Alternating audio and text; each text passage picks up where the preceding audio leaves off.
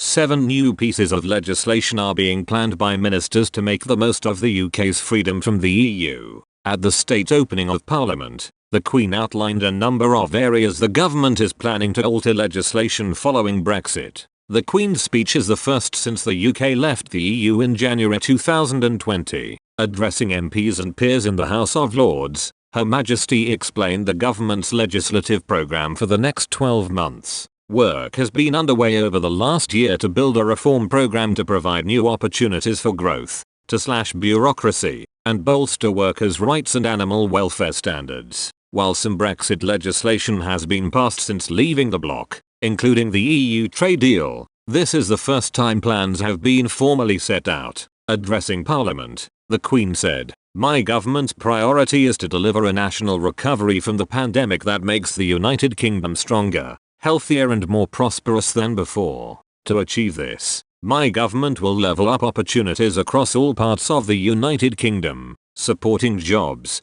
businesses and economic growth and addressing the impact of the pandemic on public services." In total, plans for 25 new bills were announced, with over a quarter relating to Brexit. The 7 new pieces of Brexit legislation are: first, subsidy control bill, to replace bureaucratic EU state aid rules with a UK equivalent; second, procurement bill, to simplify over 350 areas of red tape required in bidding for contracts; third, national insurance contributions bill, to create free ports in England to increase investment, trade and jobs; fourth, national insurance contributions bill, to help employers access professionals across the world to fill vacancies; fifth, planning bill, to simplify EU planning laws; sixth, Turing scheme, to create a new diversity exchange program that is more global than the EU's Erasmus+; seventh, animal welfare, an unspecified bill to increase protection of home and farm animals both domestically and internationally. Ministers have been eager to stress they intend to use the UK's freedom from Brussels rules to help with Britain's bounce back from the